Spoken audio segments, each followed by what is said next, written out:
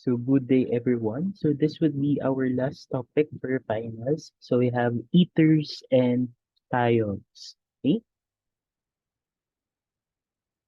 So we have ethers. So ethers,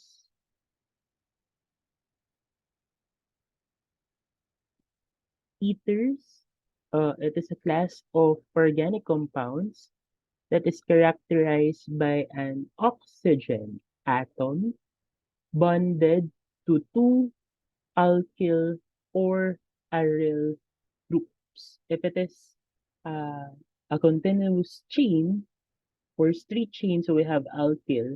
If it is a cyclic structure, so we have aryl. Okay, so we have oxygen bonded to two alkyl or aryl groups. So ethers are similar in structure to alcohols, and both ethers and alcohols are similar in structure to water. Okay?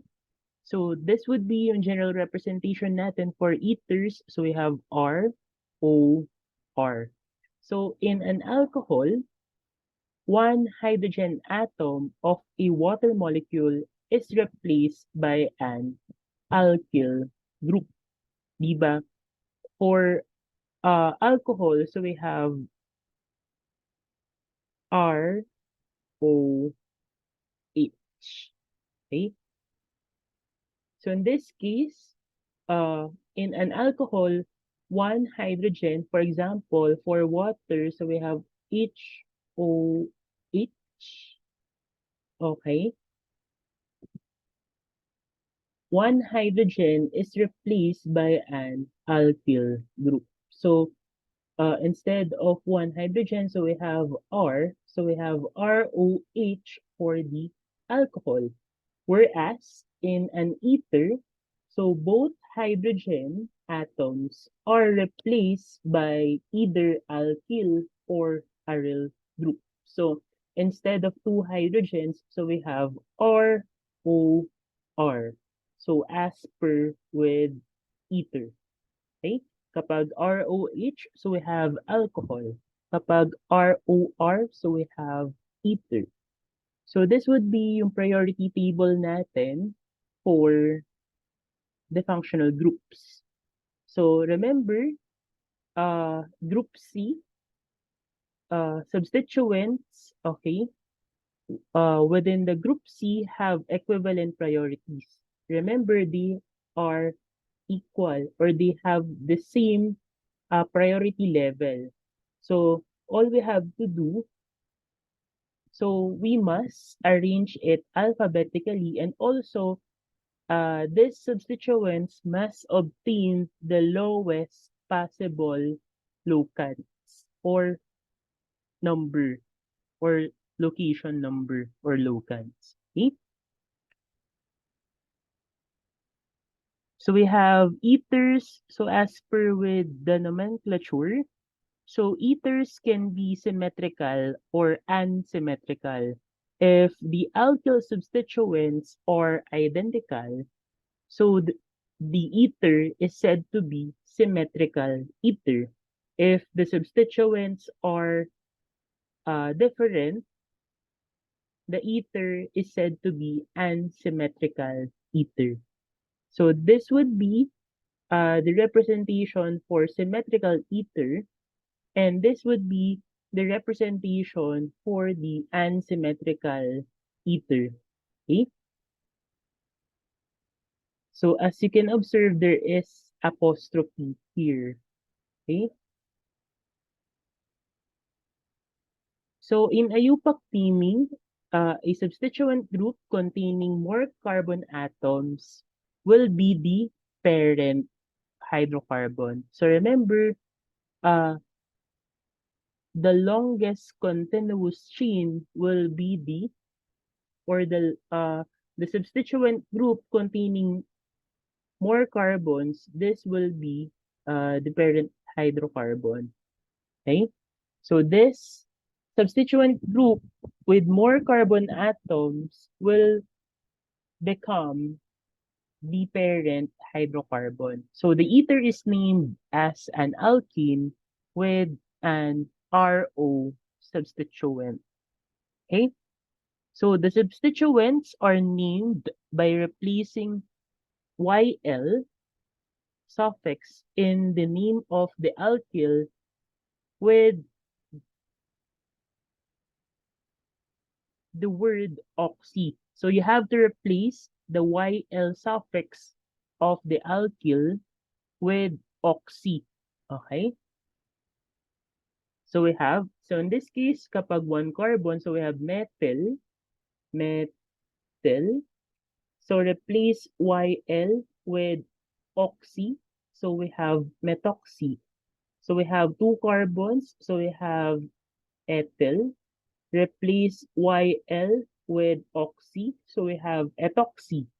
So we have isopropyl. Nasa middle carbon yung oxygen. Therefore, it is isopropyl. Isopropyl. Replace YL with oxy. So we have isopropoxy. Isopropoxy. Okay? So we have uh, the longest continuous chain. So we have this one. We have how many carbons? So we have 4 carbons. So this one, hindi siya iso.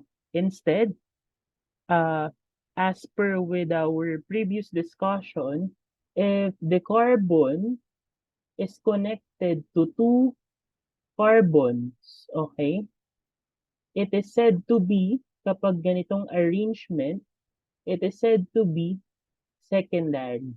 If a carbon is connected to 2 carbons, okay? So we have sec-butoxy. Since ito ay butyl, replace YL with oxy. So we have butoxy. Since the carbon where the oxygen is directly attached, okay, is also directly attached to 2 carbons, okay? So we have secondary butoxy or sec-butoxy. So what if the carbon that is directly attached to the oxygen is bonded to 3 carbons? So instead of using sec, we will be using tert or tertiary butoxy. Since ang longest pa rin, we have butyl. So remember, we have butyl, replace YL with oxy. So we have tert butoxy. So for example, number 1. So number 1, we have to identify first the longest continuous chain. So for example, this one. So this would be butene. Since how many carbons? So we have 4 carbons. Okay? Then remember, so we have yung OR will serve as the substituent. Okay? Yung mas maikli, yung mas short, or the shorter one will serve as the substituent. So in this case, we have methyl, replace YL with oxy. So we have methoxy. Also, you have to locate the possession. So we have 1, 2, 3, 4. Therefore, the IUPAC name of this compound is 2-methoxybutene. Okay, another example. So this would be the longest continuous chain. Okay, also we have two substituents. We have this one and this one. Okay. So, how many carbons yung longest? We have 1, 2, 3, 4, 5 in longest continuous chain. So, we have pentane. Remember, we have yung OR. Yung shorter OR will serve as the substituent. So, in this case, we have ethyl. replace YL with oxy. So we have ethoxy. You have to locate the possession. So we have 1, 2, 3, 4, 5. So in this case, so we have 1 ethoxy. Location of the methyl group. So we have 1 ethoxy, 3 methyl. Methyl pentane. So we have 1 ethoxy, 3 methyl pentane. I'll repeat. So we have 1 ethoxy, 3 methyl pentane. How about the last one? So in this case, so we have 2 isopropoxy. So in this one isopropoxy. We have another isopropoxy. So we can use a multiplier or prefix die. Okay? So in this case, you have to locate the possession. So since ito ay symmetrical, you can start either from right or left. Okay? So either right or left, pwede. So we have 1, 2, 3, 4. So you have to indicate the possession of the 2 isopropoxy. So we have 1, 4 using the multiplier die to indicate that there are 2 isopropoxy. So we have 1, 4 diisopropoxy. How many carbons yung alkene natin? So we have 4 carbons. So we have 1, 4 diisopropoxy butene. So we have 1, 4 diisopropoxy butene. Another examples. So we have, ito yung shorter one. This would be the longest. So we have methoxyethane.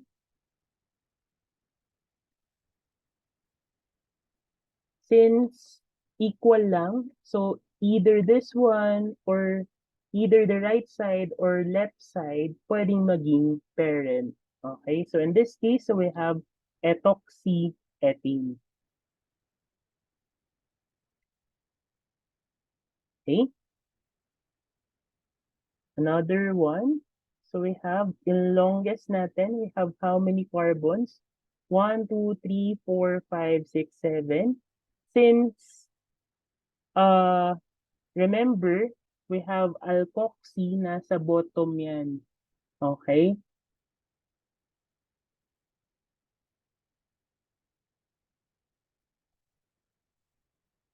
Remember, nasa bottom ang alkoxy. Okay? So in this case, so we have octane. Okay? Octane, nasa ang carbon, dapat yung least number yung makuha niya. So we have pwedeng sa right or sa left. Pero kung sa left tayo, so we have 1, 2, 3, 4, 5. While if mag-start tayo sa right side, so we have 1, 2, 3, 4. So better na mag-start tayo from the right, from right to left. So we have 1, 2, 3, 4, 5, 6, 7, 8. Okay? So we have 4. So ito ay methoxy, 4-methoxy octane. So remember bakit nagiging substituent si ether since ang nagiging parent ay alkene. Remember, kung titingnan natin yung priority table, nandito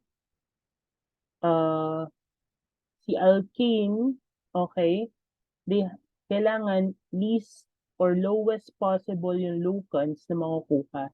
And also, nasa rule natin na dapat yung longest continuous chain natin or the substituent containing more carbons will be chosen as the parent hydrocarbon.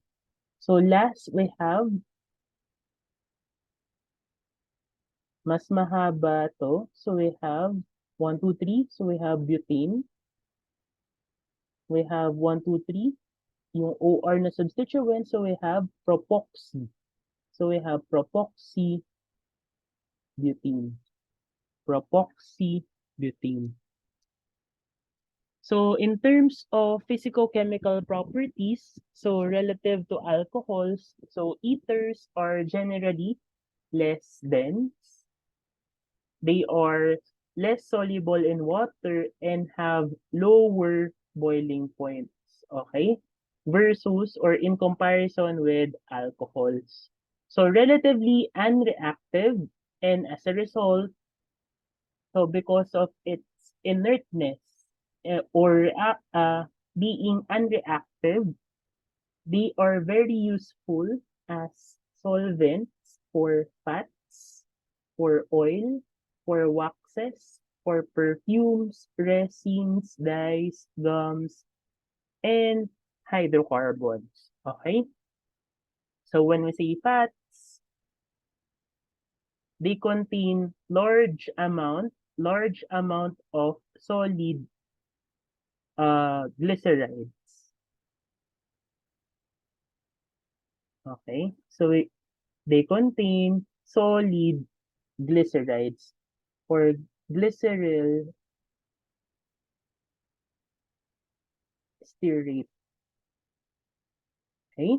While oil or fixed oils, okay, they contain relatively high liquid glycerides. Okay? Kaya nga ang uh, state of matter, okay? For example, ang fats, since maraming solid glycerides, they are solid.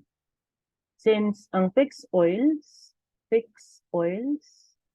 they have relatively high quantities of liquid glycerides, they are liquid. So we have glyceryl oleate. Kapag glyceryl stearate, yan yung mga solid glycerides na makikita mo sa fats. Kapag liquid glycerides, we have glyceryl oleate. O-L-E-A-T-E. Okay? How about waxes? So waxes, they are esters. Esters of high molecular weight monohydric alcohols.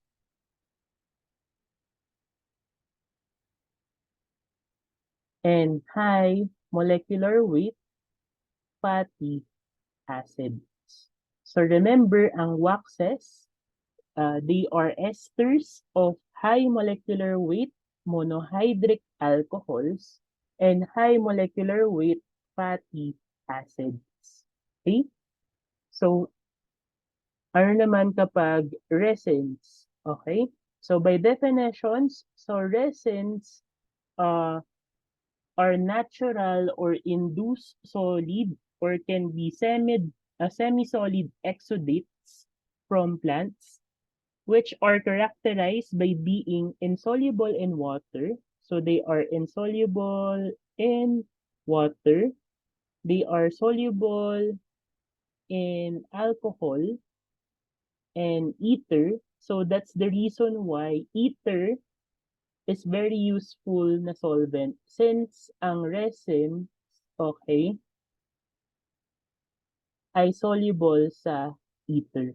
Okay? Soluble in alcohol and ether, and they are crystallizable. Crystallizable and softening or melting at a moderate heat. So remember, resins, they are natural or induced solid. Okay? Pwede silang solid, pwede silang semi-solid exudates from plant, which are characterized by being insoluble sa water, but soluble sa alcohol and ether. They are crystallizable and softening or melting at a moderate heat. How about gums? We have gums. These are viscous secretions from trees, okay, from shrubs, okay, that eventually hardens. Okay, this viscous secretions hardens, tumitigas, hardens on, so upon drying. So upon drying, okay, upon exposure, tumitigas siya. Okay? And from which adhesives and other products are made. So remember, gum, they are viscous secretions of some trees and shrubs that hardens upon exposure to air. Okay? So upon drying, nag-harden siya. Uh, but they are soluble in water. And also, from which adhesives and other products are made. Okay, so we have gums. So we have insecticides. So we have insecticides, miticides, and fumigants. So remember, ang insecticides ay pesticides. Since kapag pesticides, uh, generic yan for pest, okay? For pest control. So anong specific na peste or pest? So we have insects.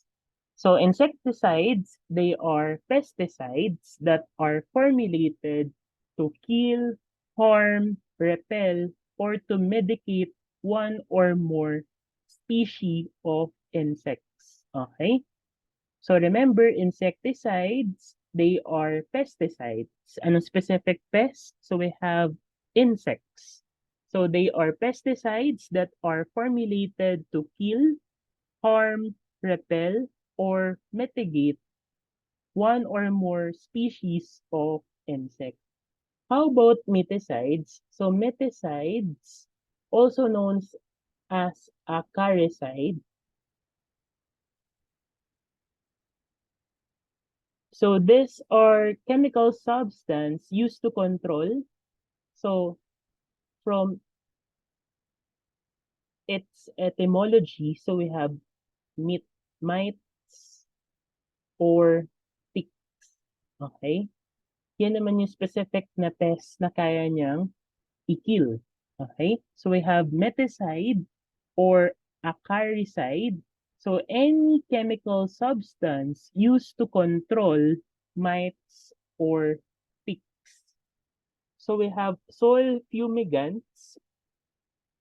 So ang soil fumigants, they are also pesticides that when applied to soil, form a gas, okay? Form a gas to control pests that live in the soil. So remember, fumigants or soil fumigants, they are pesticides that when applied to soil, form a gas. No, it forms a gas to control pests that live in the soil and can disrupt plant growth and crop production. Okay? So in order to kill yung mga pests or to control pests that can live or nagtathrive dun sa soil and can disrupt the plant growth and crop production, gumagamit tayo ng fumigants or soil fumigants to control this pests na nagtathrive sa soil, and eventually this type of pests can disrupt the plant growth as well as the crop production. So we have uh, insecticides, miticides, and fumigants. Okay? So this would be yung table natin for the physicochemical properties of alcohol, ether, and alkene. So as I mentioned a while ago, uh, relative to alcohols, ethers have lower boiling point. In terms of boiling point, they have low boiling point in comparison with alcohol. Okay? So we have bimolecular dehydration into ethers. Okay?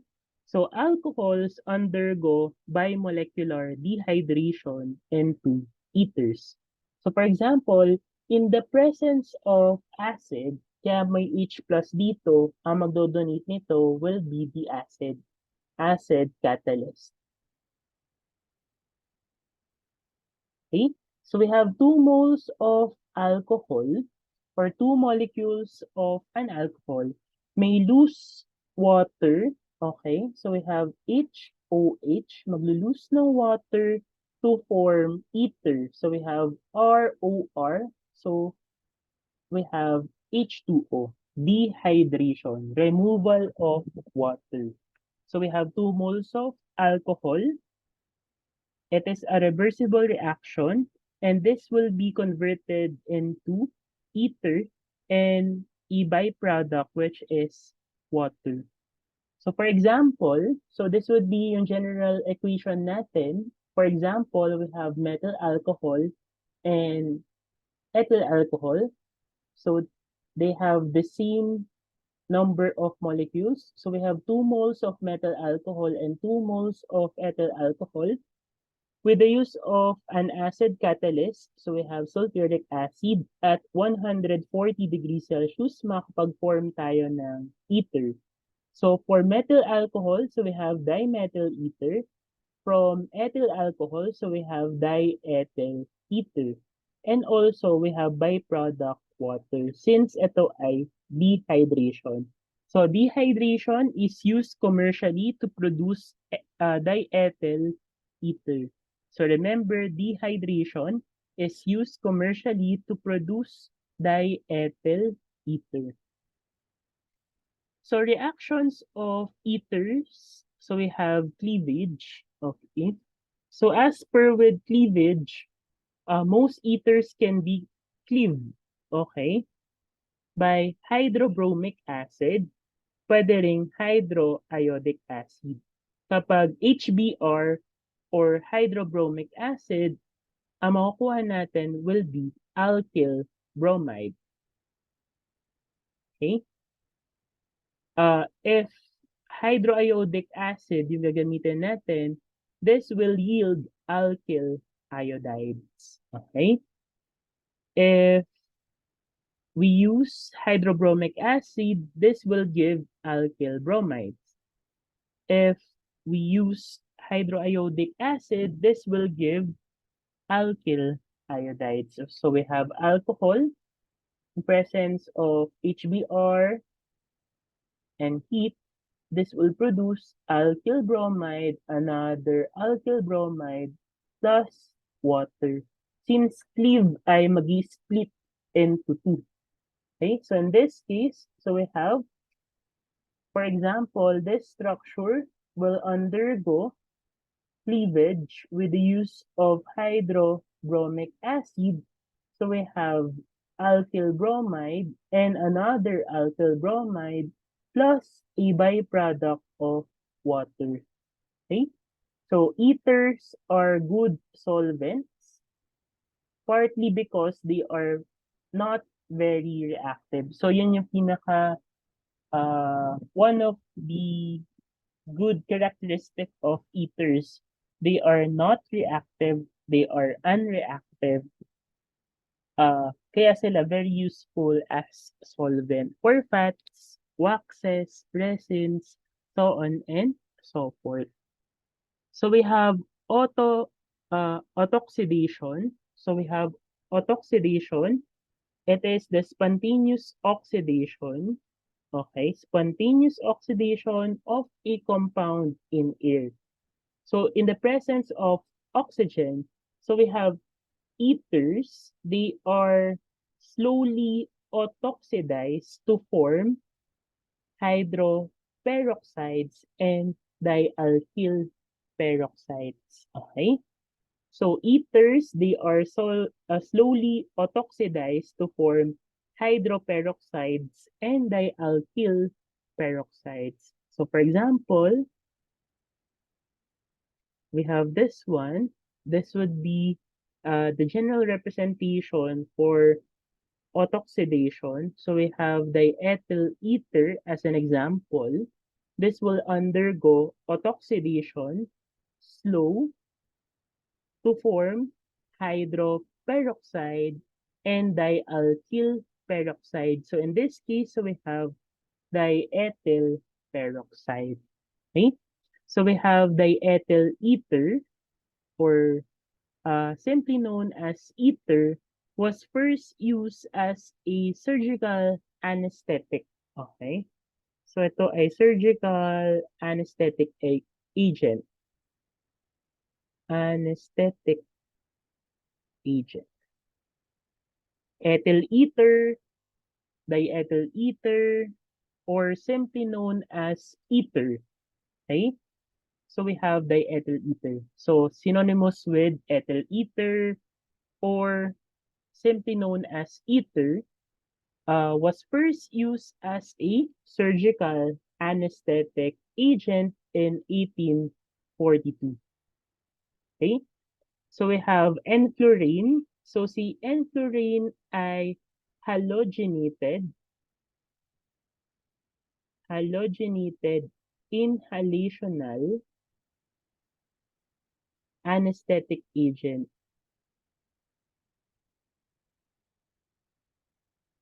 Enflurane ay halogenated inhalational anesthetic agent.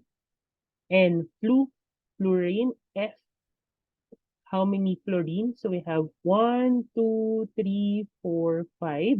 Aside kay chlorine, so we have chlorine. Okay? Puro electronegative yung mga element na makikita mo. So we have halogen, so we have chlorine and fluorine, and then we have oxygen. Okay? So, as I mentioned, enflurane is a halogenated inhalational anesthetic agent, okay, which was initially approved by the FDA in FDA approved yan in 1972, but na-withdraw siya sa market. Okay? Since this date, so currently, or in the present time, it has been withdrawn, wala na siya sa market, specifically from the US market. Okay? So we have na-approve siya, but eventually, okay, it has been withdrawn from the US market. Okay? So we have clofibrate. Clofibrate ay lipid lowering agent. Lipid lowering agent, meaning kapag lipid lowering agent, it is used to control the high cholesterol. It is used to control high levels of cholesterol. Okay? And also triacylglyceride.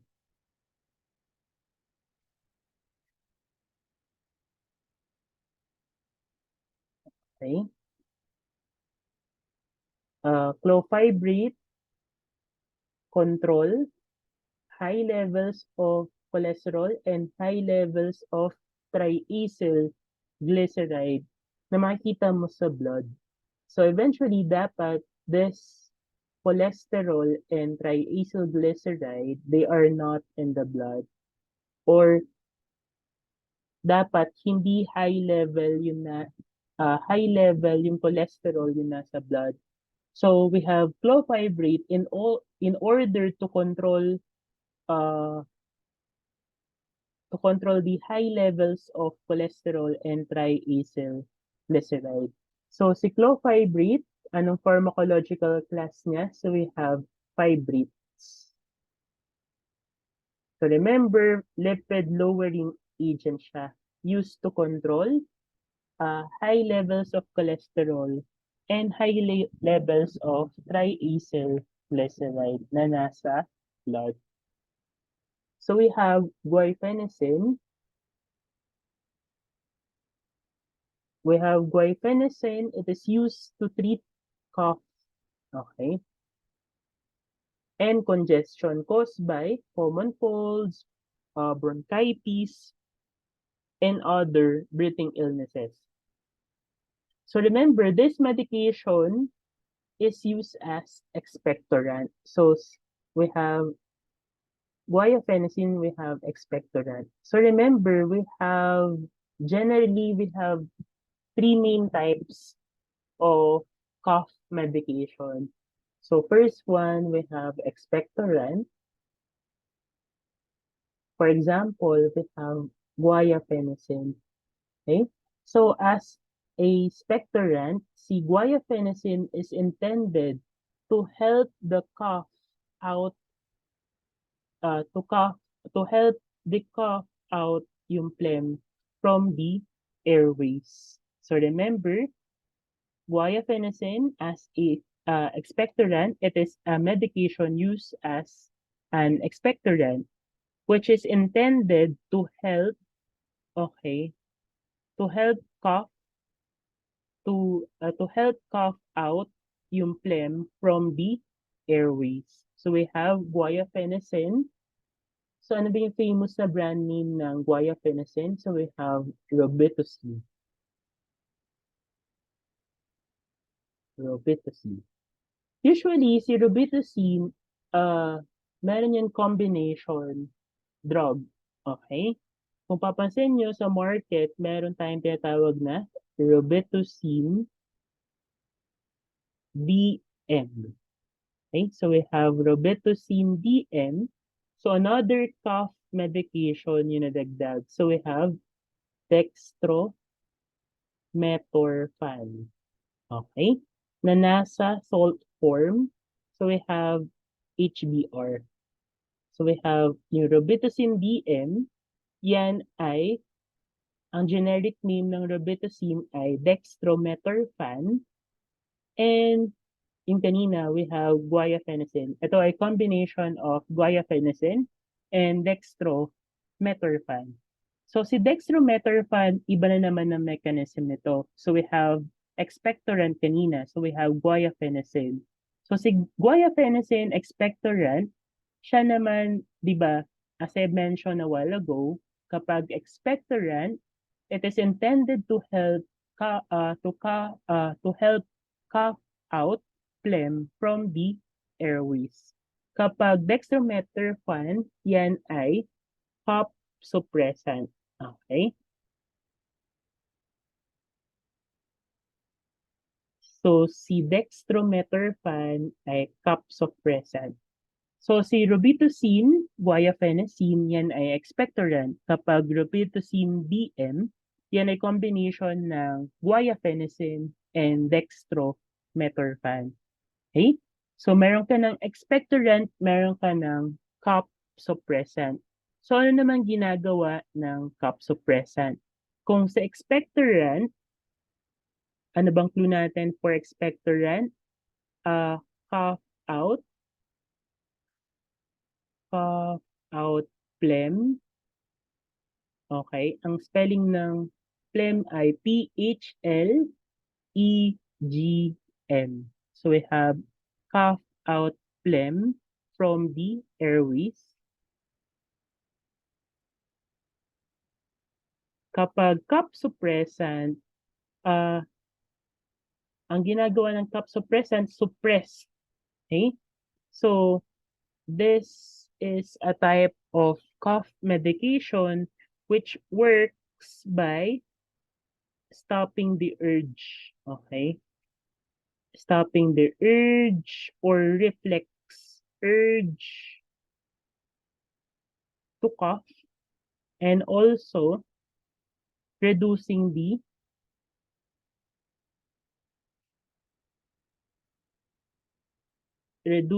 times you cough o yung frequency ng pag-cough mo. So remember, kapag cough suppressant, uh, it works by stopping the urge, okay? O yung cough reflex, yung urge to cough, and also by reducing the times you cough. Okay? So we have Robitussin BM, we have ang generic ay guaifenesin and dextromethorphan. Kapag Robitussin lang, so we have guaifenesin. Okay? Ano yung pangatlo? So meron pa tayong pangatlo na type of cough medication. So we have mucolytics. Okay? So we have mucolytics.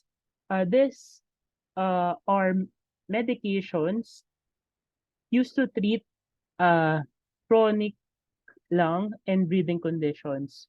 So they break up yung mga mucus, kaya nga siya mucolytics, lysis, break up. So they break up mucus in your lungs and make it easier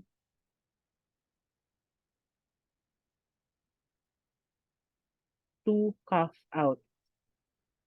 So there are instances na dapat you have to break first the mucus before you use before you use expectorant. Okay? So dapat i-break mo muna yung mucus para make it easier to cough out. Okay? So we have three types of cough medication. So we have expectorant, you have to cough out, or it helps you to cough out yung phlegm from the airways. So we have cough suppressant.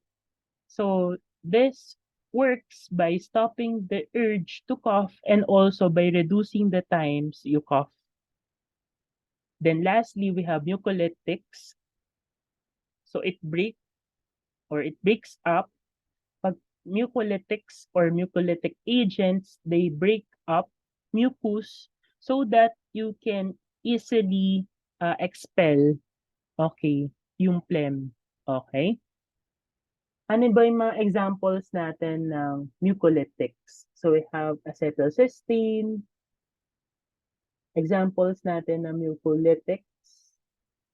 Okay, so we have acetylcysteine. We have bromhexine. We have ambroxol. And we have carbocysteine. Di ba yung carbocysteine, we have Solmux. Okay. We have acetylcysteine, so we have fluimucil. Okay. Kapag acetylcysteine, so we have fluimucil. So as I mentioned, we have fluimucil, brand name for acetylcysteine. Ito yung usually na effervescent tablet. Effervescent tablet. So when you say effervescent tablet, for example, there is approximately 250 to 500 ml of water. So we have this effervescent tablet, and upon contact with water, mag-effervesce yan. So when say mag-effervesce, magkakaroon or bubula siya. Okay? So kailangan mag-mix together with water, then after ng effervescence, you have to take it. Okay? You have to drink it. Okay? So, yung fluimucil, acetylcysteine, yan ay mucolytics that can break, di ba? Break up yung mucus na nasa lungs mo. We have Fluimucil acetylcysteine, yan ay effervescent tablet. Okay? So this tablet, ito yung upon contact with water, bubula siya. Okay? There is formation of bubbles and you have to drink it kapag completely na-dissolve na siya sa water. Okay?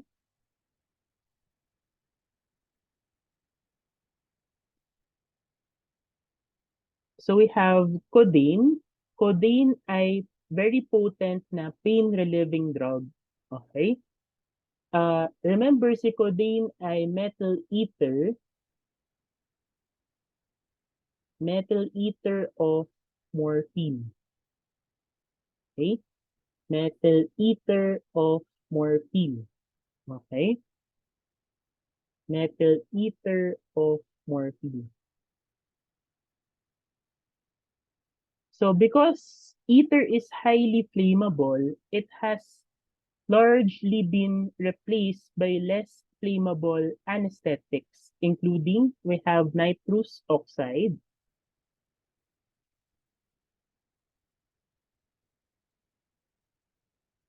and also we have halothane. So remember, codeine, it is a very potent pain-relieving drug, which is the metal ether of morphine. So because ether is highly flammable, so it has largely been uh, replaced by less flammable anesthetics. So including nitrous oxide and halothane. So we have metal T or metal tertiary butyl ether. So we have MTBE. So si metal tertiary butyl ether or MTBE, it is a gasoline additive.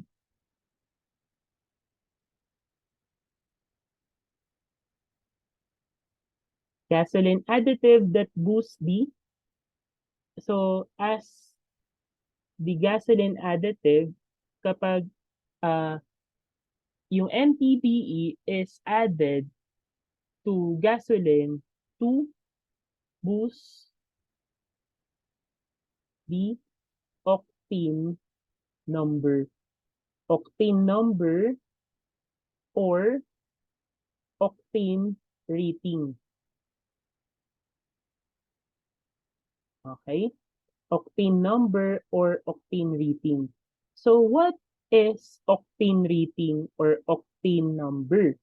So it is a standard measure of a fuel's ability to withstand compression in an internal combustion engine without detonating. Okay? So remember, so when we say octane rating or octane number, it is a standard measure of a fuel's ability to withstand compression in an internal combustion engine without detonating. So for example, we have, or at most retail gasoline stations, usually we have 3 octane grades. So sa mga Petron, Shell, okay, mga retail gasoline stations, so we have 3 octane grades. We have 87 regular. Kapag 89, so we have mid-grade. Kapag 91 to 93, so we have premium. 91 to 93, we have premium gasoline. Okay? As I mentioned, kapag octane number or octane rating, yan ay standard measurement of a fuel's ability to withstand combustion. So the higher the octane number, the more resistant the gasoline mixture is to knock. Okay?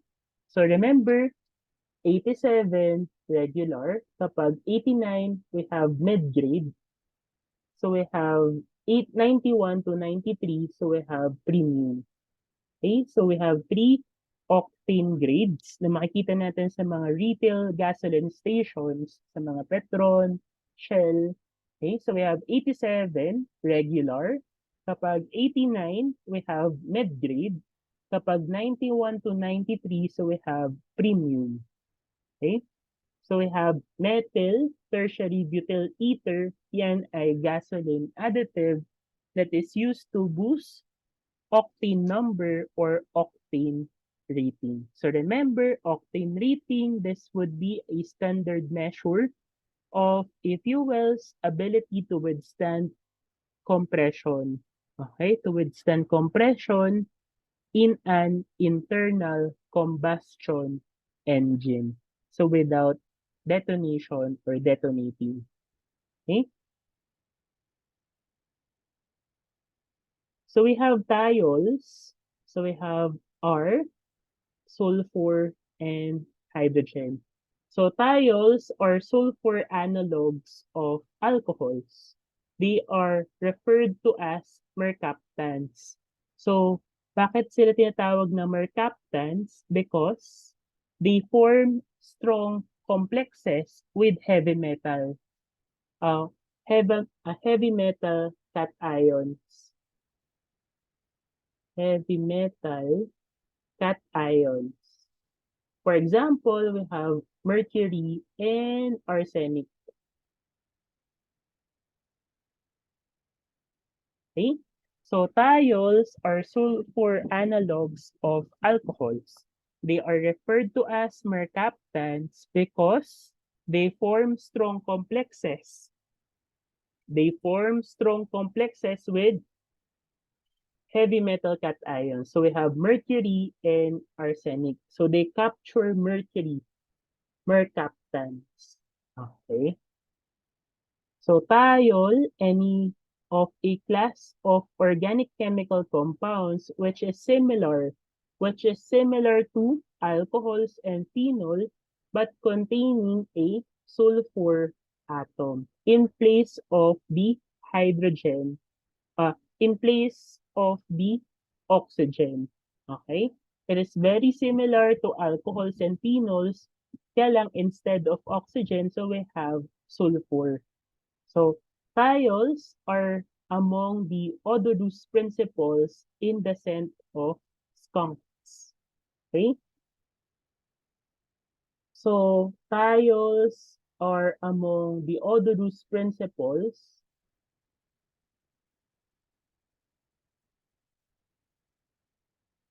in the scent of skunks. Okay? Remember, ano bang smell ng skunks? Okay? Unpleasant. Okay? Di ba? Yung odorous principles sa uh, ma-associate mo sa scent ng skunks. Okay? So we have thiols. Okay? Also, kapag freshly chopped yung onion, freshly chopped onions, so we have thiols. Uh, Also, thiols can be present in petroleum and natural gases. Okay? So, very disagreeable ang odor ng thiols. Okay? Disagreeable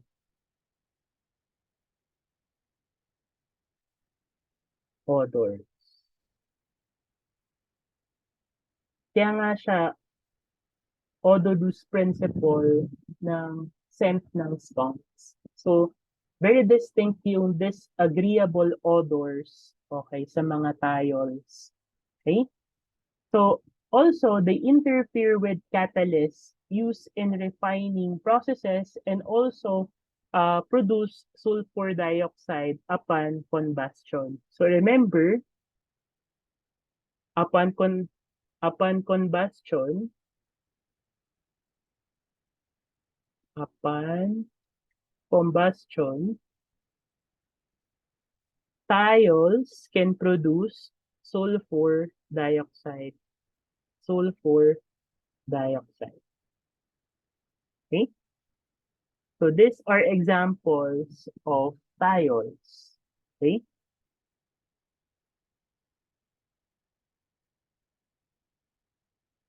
this one. R group, SH, RSH. We have R group, we have SH. Okay, examples of thiols. So as per with the nomenclature, so thiols are named by adding the suffix thiol to the name of the parent hydrocarbon.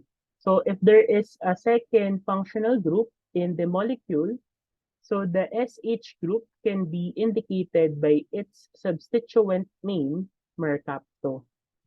If uh,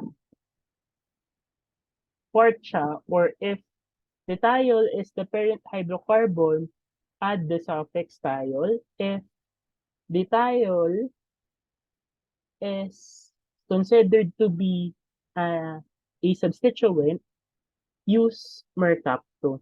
So like other substituent names, it is cited before the name of the parent hydrocarbon. Okay? So this would be an updated priority table wherein we can locate thiol here. Okay? So it has higher priority level compare mo sa amine, arene, alkene, alkyne, pero still alcohol, ketone, aldehydes, and etc. or etc. uh have higher priority compare mo sa thiol. Okay? So for example, parent natin ay 2 carbons na alkene. So we have ethane plus the word thiol. Ethene, thiol. Okay? Another example, we have propane thiol. You can also indicate the possession of the thiol. So in this case, 1, 2, 3, we have propane thiol. We have propane thiol, or you can indicate the possession of SH. We have 1 propane thiol. Okay? Another one, we have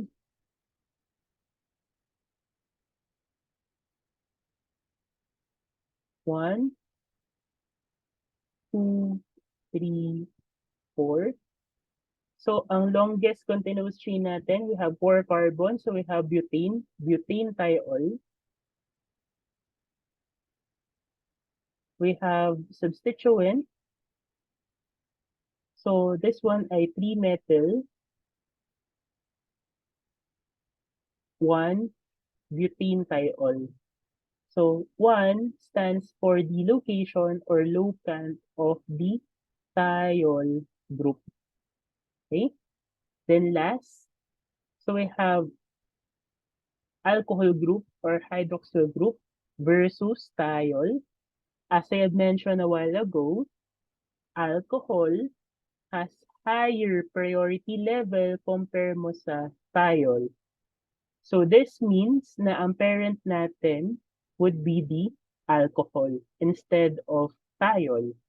So in this case, how many carbons? So we have ethene. Ethene, omit letter E, then add suffix OL since ito ay alcohol. So we have ethanol. Then since SH, okay, will be substituent instead of using thiol, ang gagamitin natin will be mercapto. And also locate the possession. Since mas priority si alcohol, di pa mag-start 1, 2. So we have 2 mercapto ethanol. So we have 2 mercapto ethanol.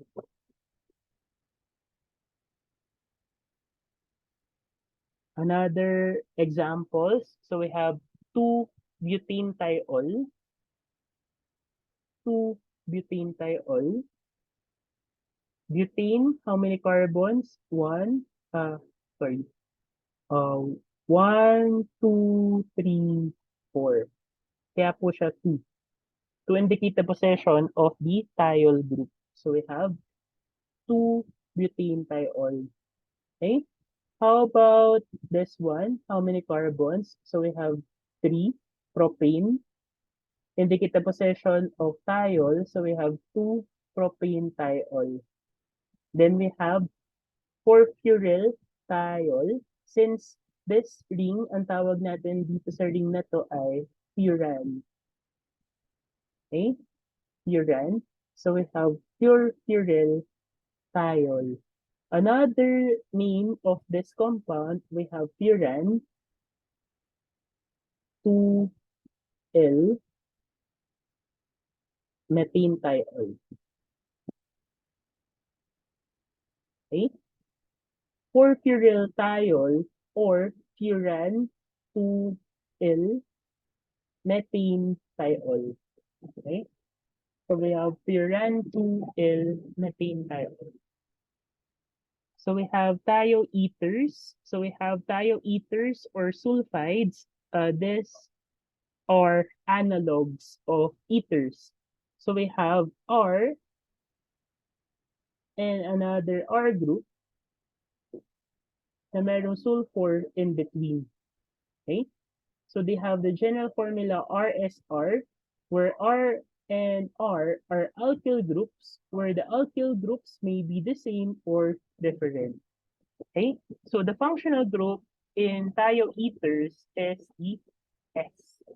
Okay? Since thioethers or is also known as sulfides.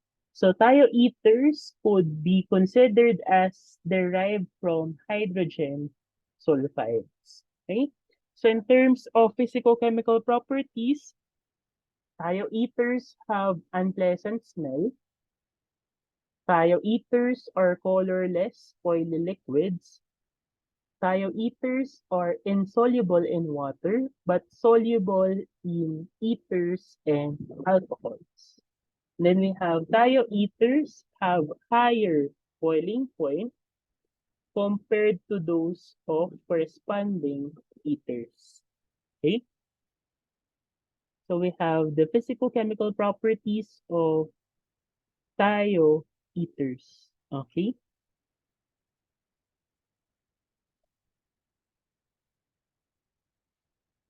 So in comparison with other functional groups, so we have last one, we have the drug, which has a thioether group. Okay? Kapag thioether RSR. So in this case, we have R. So in this one R, this one ay R, RSR. We have cimetidine. So yung brand name ng cimetidine ay Tagamet. Tagamet TM. TM stands for trademark. Okay? So cimetidine is used to prevent and to treat symptoms of heartburn associated to acid indigestion and also sour stomach. Sour stomach, in layman's term, pangangasim ng sikmura. Okay? Then we have yung specific pharmacological class of cimetidine. Ito ay H2 blockers. Okay? H2 blockers. So it decreases amount of hydrochloric acid, okay, made in the stomach.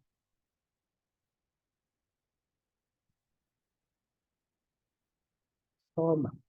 Okay, dinedecrease niya yung hydrochloric acid uh, made in the stomach. So, cimetidine can be used to treat and to prevent um, heartburn or sour stomach. So, yung heartburn can be associated with acid indigestion. Okay? So another use of cimetidine, it can be also used for ulcers. Okay? So also for GERD. So we have GERD. Ano bang ibig sabihin ng GERD? We have esophageal reflux disease. So we have GERD. Okay? So it is a condition in which there is a backward flow of acid from the stomach causes heartburn. Okay? So, yung nagkakos ng heartburn will be the backward flow.